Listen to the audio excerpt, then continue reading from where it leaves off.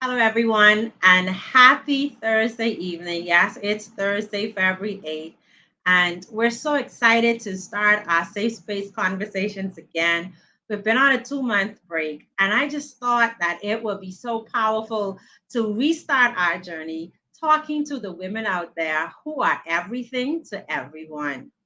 As you know, I am Coach DeQuesta Dean, and on Safe Space Conversations, we make space for women to be vulnerable, to feel safe, and to be authentic. We help to guide women through the process of moving from overwhelm into taking ownership of their lives.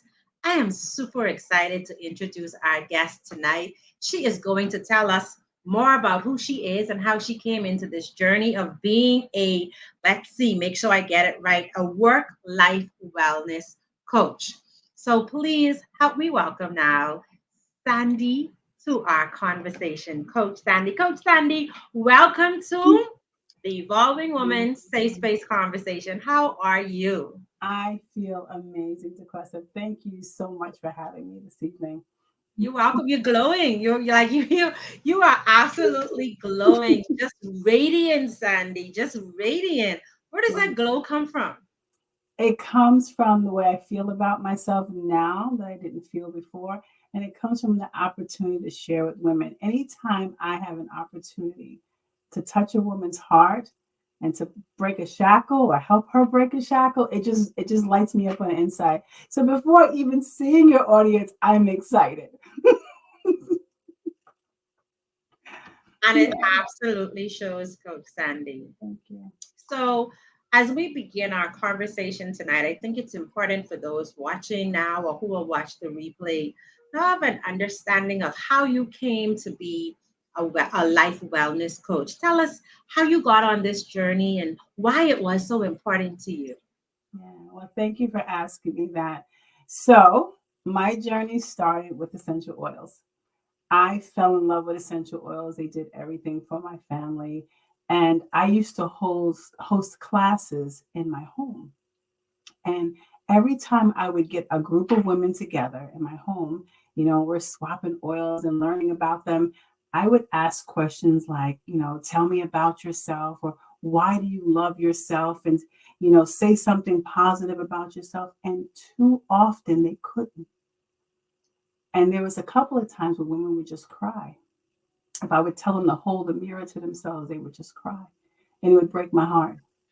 It Wow. would absolutely break my heart to see Wow. women lose their voice, lose who they thought they used to be and were no longer. They would just sit there and not be able to identify with who they were. And I knew in those moments that something needed to change.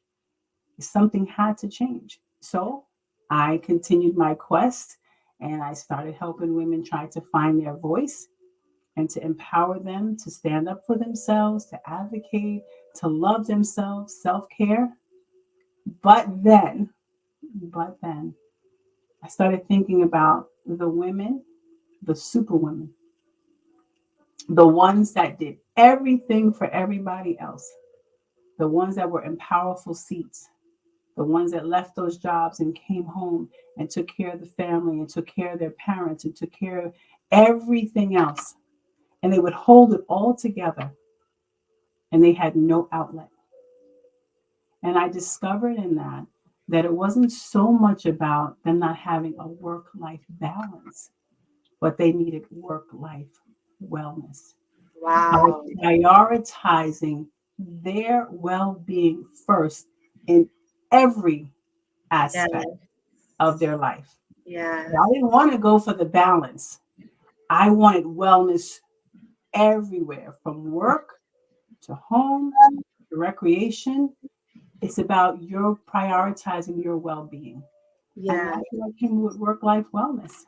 Wow. Yeah. Wow, Sandy. It's amazing how our purpose on life in life just seems to ignite inside of us and the spark just doesn't go away. It's amazing to hear that you could sense and feel other people and that you were really hurt by what they were experiencing, right? And again, just shifting from the essential oils into a place of understanding that, these oils are great, and they are, because I Oh, love them. yeah.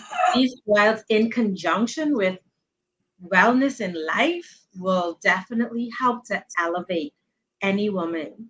And did you see yourself as a superwoman? Tell us about that. Oh, yes. To be honest, I was coaching me. I was coaching myself. I was sitting in an executive seat, running home, taking care of the family. I understood what they were going through. And it was through coaching that I was able to break my own shackles. And I just wanted to pay it forward, right? If I can Wow. just get two steps ahead and pull another woman through, Yes. yes, I was here for it. And now this Yes. is what I love to do. It We, ignites me. we can see it. And your authenticity really shines through in your message. So thank you for all that you do to support other women, and to specifically support super women who appear the toughest, Mm-hmm. you know, Mm-hmm. Yeah, and underneath that, there's definitely a need that needs to be addressed. So absolutely. tell us, in your opinion, like, what are some of the roles that women fill in life?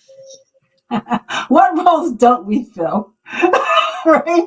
We are we're the mom, we're the sister, we're the friend, we're the executive, we're the manager, we're the worker. We want to be everything for everyone. We'll always have our hands in something because we're the fixers. And we believe that we can fix any and everything all the time. Right? So we take on this role of a superwoman and we don on our cape, some of us two capes, right? And we go to save the day, but we neglect ourselves in the process. And one thing that I try to explain to women is that you can be service oriented, because I am as well, but your service should not come with you sacrificing yourself, right? And I don't believe anywhere we're told that we have to lay ourselves down in order to provide for everyone else. So I question women when they tell me that they're the superwoman and they have to do all these things. I say, do you really? Do you have to? Do you need to? And at what point do you take care of yourself? Because honestly, if we really believe that, Taquasa, if we really believe that we're the only ones that can take care of everybody else, and we neglect ourselves to do it, what happens when we're not well? Then what happens to all those things that we are now responsible for, Yes, they right? drop. Absolutely. They drop. Absolutely. Because I want to make sure that we all understand that there is no way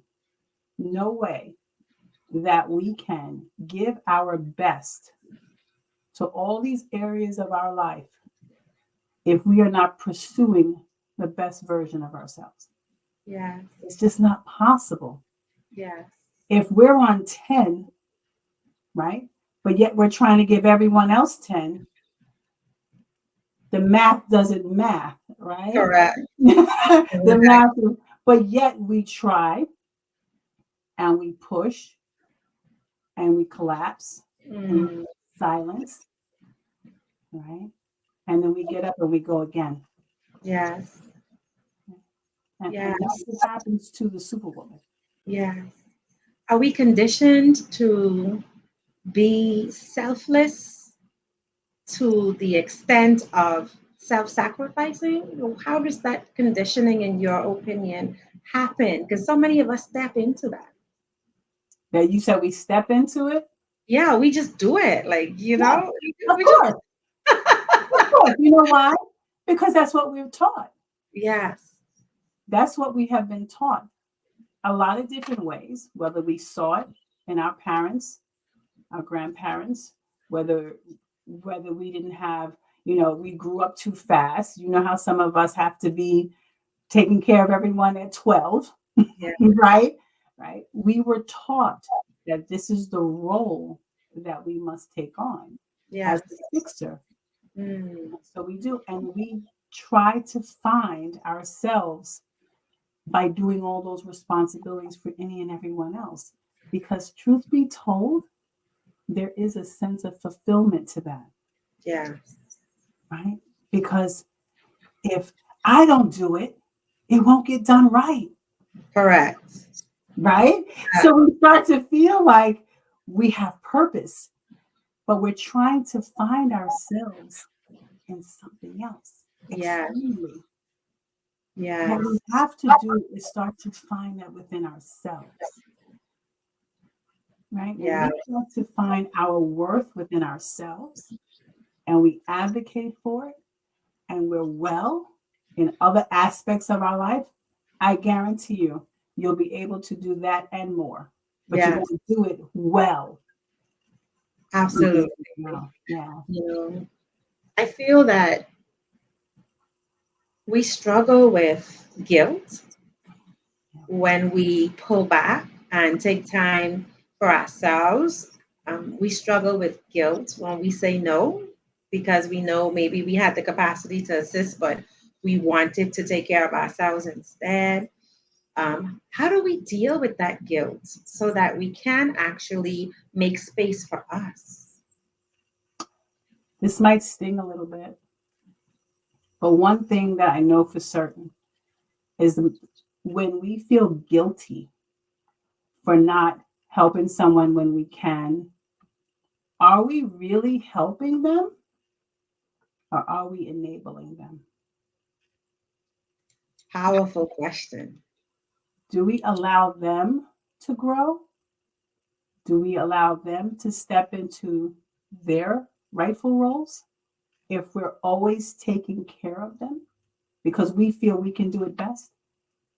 So I dare say sometimes we say, oh, I feel so bad because I can't help, but then we're really not helping, right? We should teach and guide and let them fall and get up sometimes, right? There are times when, of course, we can go in but for us to rescue all the time, Yes. that says something about us Yes, it does. that we have to reflect on. Yes.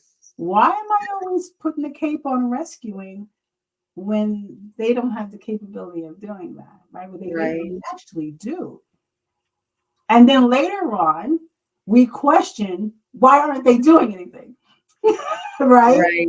We question Right. why aren't they doing anything because we've taken the ability away from them because Yes. we've always done that. Absolutely. If you're listening and you are a rescuer, let us know in the comments about what that does. Like, how does it make you feel? Would you like to do less rescuing? Tell us a little bit about really what you truly feel about being a rescuer all of the time and what you would like instead. Yes. And like you say, Sandy, we're just conditioned, right? From Yeah. little girls, we're conditioned to there's so many lessons. Like, when my mom was ill, one of the lessons that I learned as a child was that the daughters are supposed to take care of the moms, the boys are kind of Mm, carefree. So my life was so chaotic in going to take care of her, going to work, going back to her for lunch, going back to work, going back to her mm, after, going home to take care now of my own home after I'm depleted because I was taught that as the oldest girl and the oldest child, it was really my responsibility. And I will honestly say that it was hard. And there were times when I felt a sense of resentment toward my sibling because it really should be a shared responsibility. I don't think care of a parent is a gender role. I feel mm, that it should be a shared responsibility. And so yeah. you do have that sense of resentment when you are thrown into a situation where more help can be provided, but you are being required to carry the vast majority of that. And it's a lesson that society is teaching that, the guys that really don't need to do it. It's something for the women to do. And it throws that superwoman cape on you now to try to do everything. So I Mhm. understand exactly what you're saying in that, Yeah. by doing that, I also enabled my sibling to not take responsibility Right. in assisting and Right. caring, right? So so like you said, you have your cape, you're helping, but at the same time, you are enabling. And when we don't allow people to build those muscles, we rob No.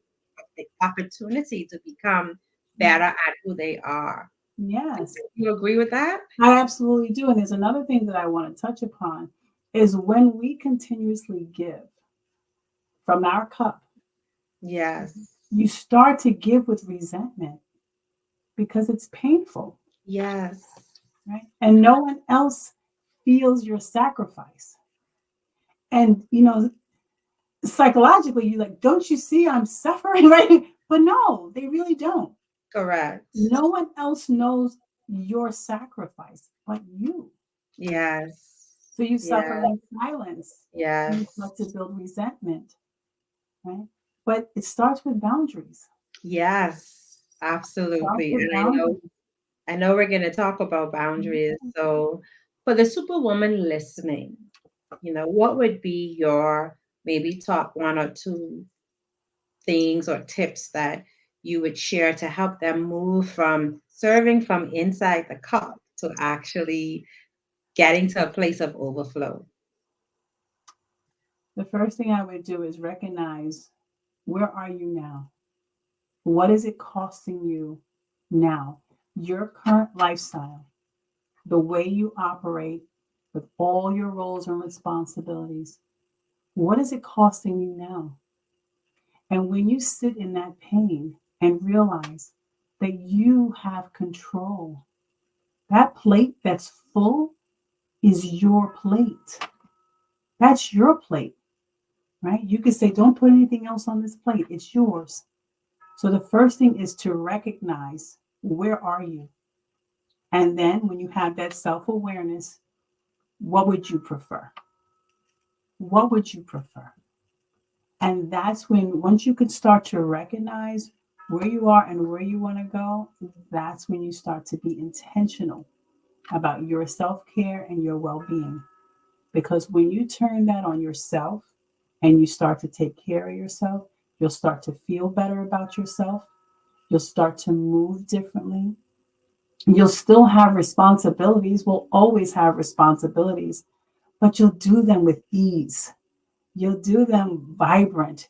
You do them with energy versus doing it only because you have to do it or someone else expects you to do it. Yes. Right? Yeah, Yeah. absolutely.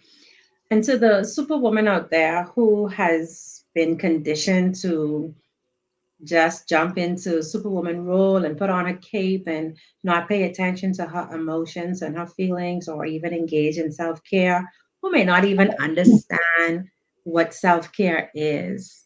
Um, because sometimes it's like, okay, self-care, how do I do this? What do I do? Because we've been so other people focused, we've been so focused on serving others.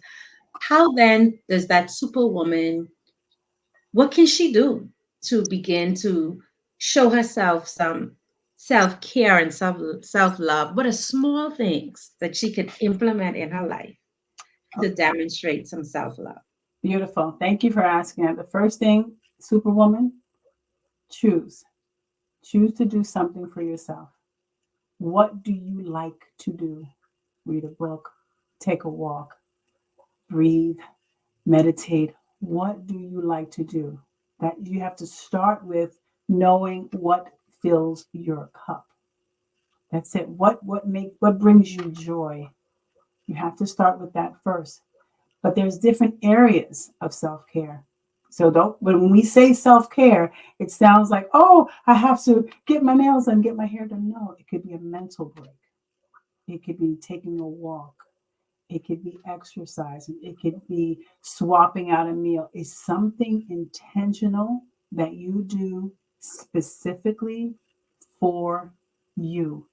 And it looks different for everybody, but it's specifically for you. I love nature. I love connecting. I love being in awe of the skies and the way things grow. So for me, I like to just take a 15-minute walk sometimes. Sometimes I don't get a whole 15. I'll just take 5. I leave the cell phone behind and I just take a mental break for myself.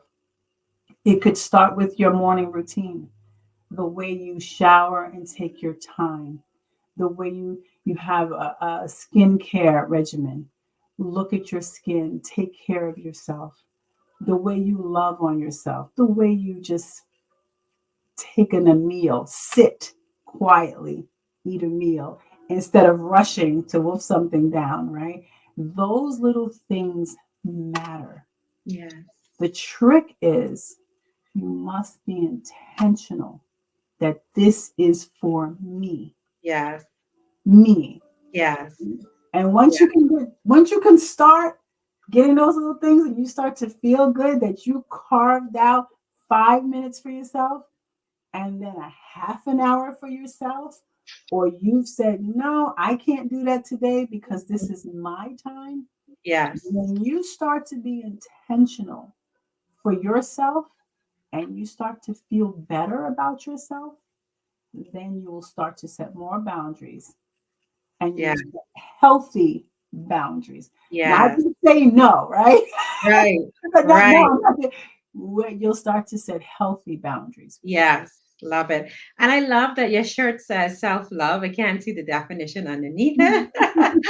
But I love that your shirt says self love. And the reason I love it is because, you know, you spoke about those small action steps. And sometimes we need to remind ourselves to do these things.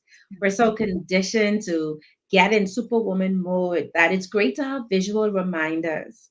So Mm, that t-shirt is like a visual reminder. Girl, love yourself.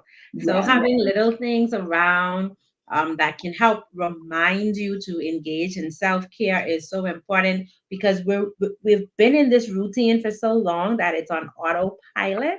So absolutely. to break it up, we could have little reminders because those small action steps they lead to refreshment. And as you begin to feel good, you take more and more time for yourself. So you have to test it out. And if you're Yes, listening, let yes, us know in the comments what you do for self care. yes. And I'm going to give another tip for a little Yes. things, right? Little sticky notes on your mirror. Put a little sticky note. Good morning, beautiful, right? Put something on your refrigerator. Don't eat after 8. A watch, right? A watch that tells you to stand every hour. Also, if you have a watch that you can put pictures on that remind you of what's really important to you. So on my watch, I have a picture of my family. I have a picture of me hugging my son, right? So those little things around you that remind you of what's important to you and why your self care should be your priority. So just imagine those folks that you take care of, right?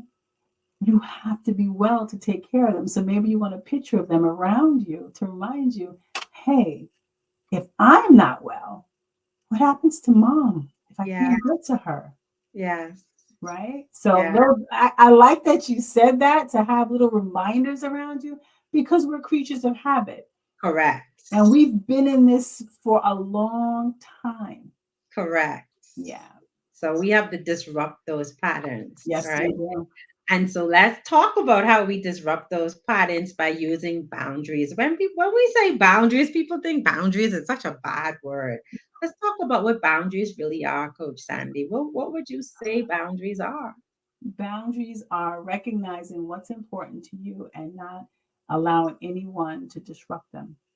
Like your Mm, peace, your joy, your happiness, um, things that are most important to you, right? But being able to not just say no, because I think, like you said, Dequessa, we think boundaries is you have to have a hard no.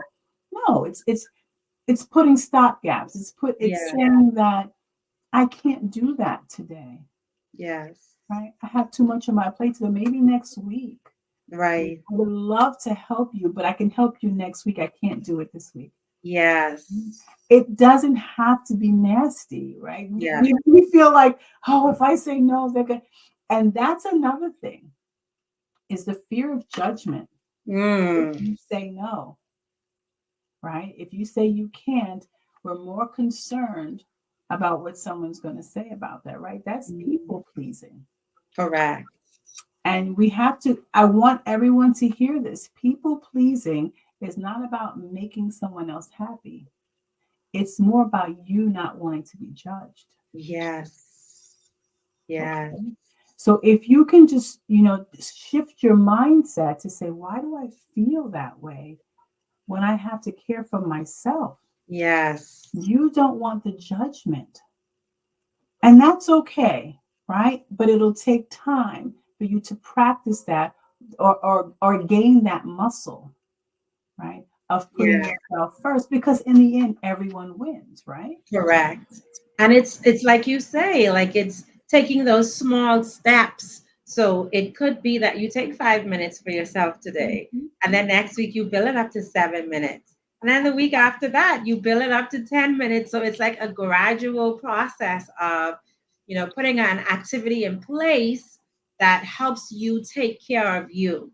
Mhm. And it's practice. So how do I now say to someone that I can't help you today? I want to share this quick story with you as we begin to wind down our interview, Coach Sandy. So yeah, yesterday morning, I reached out to one of my inner circle friends. I have three inner circle friends, and they my riders. All right, I'm their rider, they're my riders. We in it together. And yesterday I reached out to her and I said, "Listen, I need some support. There's something going on for cancer survivors, and I could really use some help." And she said, "Duquesa, I would love to help you." She said, "I really would." She said, "I'm studying for exams. I have a big exam coming up. I made a commitment already for the date that you're having this event on. And I know if I come to help you, I'm going to say I'll bring my books and study, but I won't. And I really want to pass this exam. So I'm not going to be able to come out because I need to focus on passing this exam." And my respect level for her like immediately shot up because I saw someone who was saying, "I need to prioritize what I need to get done, even though I want to support you." And it wasn't negative, it wasn't like any battle or any bitterness or anything. It's just respecting Yes. that people have things going on in their lives as well. So you actually gain the respect of others. You absolutely do. A quick story. I work in my church as a coordinator, and I needed staffing, and the volunteers work every other week, and I had to call a woman who was off week to come in on the opposite week. And when I called her, she says, "I'm so sorry. I did not get any rest last night, and I can't do it." Right? Wow. She was very apologetic, and in the moment, I was like, I don't know how to feel. I think I'm more proud. Yes. No, because when it comes to church, oh yes, yes. Well, we're always Right. running into church, right? Right. So she said no, but guess what? I moved on and I found someone else. Yes. We have to understand that things will still get done. Yes. We don't have to be the end all and the savior all the time. Yes. We lose ourselves, Yes. right? So Absolutely. that's perfect, and That's we what I'm respect saying. that. Like we're like, wow, this is so wonderful that this person is choosing what's best for them in this moment. So that Mhm. even with that, your story was like, yeah, girl, be proud. Yes. I mean, you're in a bind and you need help, but how wonderful it is to hear somebody stand up for themselves and create a boundary that protects what they need or what Yes, their priority is. absolutely. I want to just very quickly touch on the oils that we first Yeah, introduced yeah, as when you first started out. I don't know if it was when you first started out, but I remember getting in your class about the oils because you did come and talk to the cancer patients and survivors. We understood the oils. I vividly remember being sick. I don't think I ever told you this right after my surgery. Um, it was when COVID was really really rampant. I was in the United States for surgery, and I started to feel ill. And so I pulled out I carried a small diffuser, and I had some lavender oil, some peppermint oil. So I pulled out the diffuser and I started to let the oils just saturate the room. can I tell you that two of my family members caught COVID and I didn't? They were not staying in the same room with me. And but in that moment, I was like, these essential oils are really, really powerful.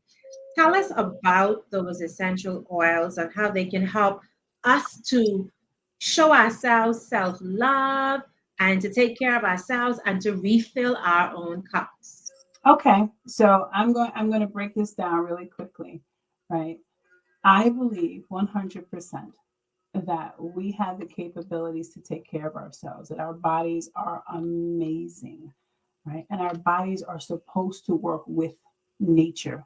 Similar to how we talked about how we're conditioned not to take care of ourselves and take care of everybody else, we're also conditioned to go straight to medications and what we're prescribed or quick remedy. We're conditioned, right? We're conditioned. When you take an essential oil and you understand that it's a plant, that it's nature, and that we have always been designed to work with nature, it's a mindset shift. It's a beautiful thing. The plants themselves have life.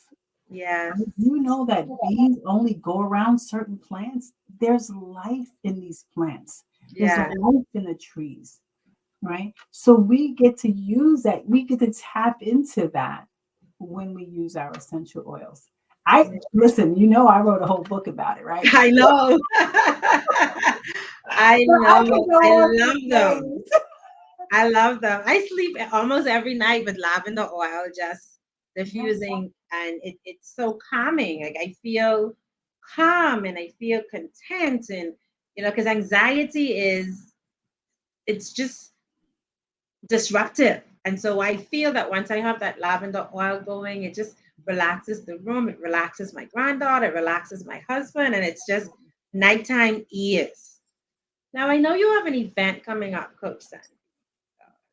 I know you have an event coming up, and I love your small groups, your small gatherings, because I believe that those safe places allow women to speak up and to share and be vulnerable. And so it's Love Month. And so your event is Love Yourself First, treat yourself the way you want to be treated. Tell us a little bit about this event and what can people expect by registering to attend? Oh my goodness. I'm so excited to share that love yourself first. I think it's a concept that we think it's selfish if we love ourselves first, but it's necessary, right? How can we love others or expect to be loved if we can't love the qualities that we bring? We can't love who we are. So I want to talk to the audience about just tapping into who you are and loving yourself and treating yourself first with the respect that you want to receive from others. You have to be able to identify those things before you have an expectation of other people to treat you that way. Right? Yes. And I say, if you treat yourself poorly, guess what's going to happen? Well, You are the first example yes. of how you want to be treated. Yes. We have to learn first how to love ourselves Yes. in order to set the stage and the tone for everyone else. So that's Yes. what I want to discuss with the audience because I don't think we do enough of that. And we think that loving yourself is like, selfish no, it's really not. It's not selfish. No, no. It's not, it's like self-preservation. You have to take care of you and love you as an example and a role model for others to follow. And if you don't know how to love you, then you're going to give mixed messages to people who are attempting to get with you in friendships and relationships. So it's really, really important for you to know what loving you looks like so that And you can show up model as that. your authentic self. Yes, authentically. Like I have on makeup tonight. But yesterday I was out and a young girl said, "Girl, you really something else. You'll be coming on them lives with no makeup and your hair, in and no hairdo and you just be killing it." And I'm like, "Girl, that's the way I am authentically. Like when I have to work, I may throw some makeup on, But at my core, I'm just a real simplistically elegant young woman who likes to wear slacks and a polo shirt. And I only want to wear makeup when it's required for my job. Otherwise, I'm going to show up as me. This is me, right? So that if you gotta catch the live that I did today. It's actually on Oh, Instagram though, okay. because I talked about how we can get lost in the trappings of makeup and lashes and hairdos and nails and all that sort of stuff and become a fake person, which really isn't taking care of our hearts, which really isn't taking care of our spirit. It's a lot of work. Yeah. So yeah, but let me don't go off Oh, subject. I have to go back and see that. I know I posted a picture of myself with absolutely nothing on, and I tried to get other women to post it. It was like, come on, let's go. Right? I mean, the whole natural thing is just I, Yeah. I love I love who I was created to be. Yes. I really do. I Absolutely. love me, right? And Yeah. I want women to love themselves as they are. If you want to throw in a little makeup here and there to enhance yourself, Yes. fine. But Yeah. for that to become your mask, Correct. we have to examine that.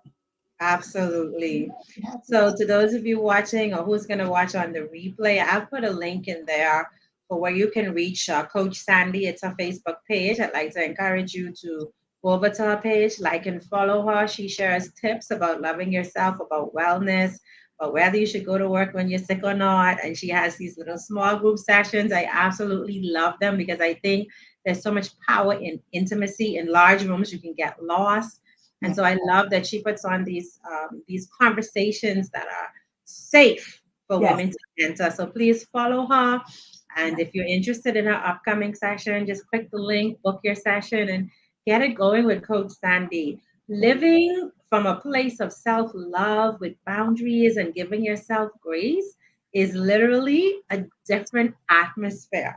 Mhm. Like, look how beautiful and peaceful she looks, right? So when we're able to step into that, our whole life shifts. So as we close, Coach Sandy, any final words that you'd like to share with our watching audience? I do. My final thing is please, ladies, examine today where you are. Examine, just sit down and think about it. Right? Is this the life that you have visioned for yourself? Possibilities are endless. It's really endless. It's possible, but it starts with you. It starts with you prioritizing your well being. Once you start, the opportunities will open up for you. I promise you that. So I want to just leave them with that, DeQuesta, that possibilities are endless. So women that feel stuck, that you have to don the cape, you don't. You You don't. You don't. How powerful. So I'm just going to put you backstage for 1 minute. If you'd hang on for me. Thank you so much, Coach Sandy, for all of your powerful nuggets today. We learned about serving from our overflow, small things that we can do to show ourselves love, how to put those boundaries into play so that we can protect our priorities. We also learned that there's something at the root of being a superwoman. If we're not willing to really look at what that is and address that, we're going to remain stuck. So it's okay to unlearn some things and learn some new things. So we got so much from you in Yes. the 38 minutes that we've been together. So I'll be It right back, was Coach great. Thank Sandy. Thank you. you. Thank you Yes. so much. And so, to those of you who shared this time with Coach Sandy and me today, I just want to say thank you so much. For those of you who catch it on the replay, thank you for tuning in. Answer the questions that have been prompted in the comments. And I want to close by saying that we often believe that we don't have the power to live the lives that we truly want to. We neglect the fact that our decisions actually direct our destinies. And it's our decisions that will ultimately lead us to our happiness or lead us away from our happiness. When it comes to self love, when it comes to creating boundaries, when it comes to giving ourselves grace, that's a decision that needs to be made. I want to encourage you to become so grounded in who you are, what your values are, what your beliefs are, and what the vision is that you have for your life. Because when you do that, you're now able to stand on a solid foundation. And you'll find the courage to stop living in overwhelm and to start taking ownership of your life and your dreams. And so, if anything Coach Sandy and I shared with you today resonates with you, please let us know. Share your comments so that we could deepen this conversation and really make 2024 the year that we focus on self care, self love, and wellness. Take care, guys, and have a great evening.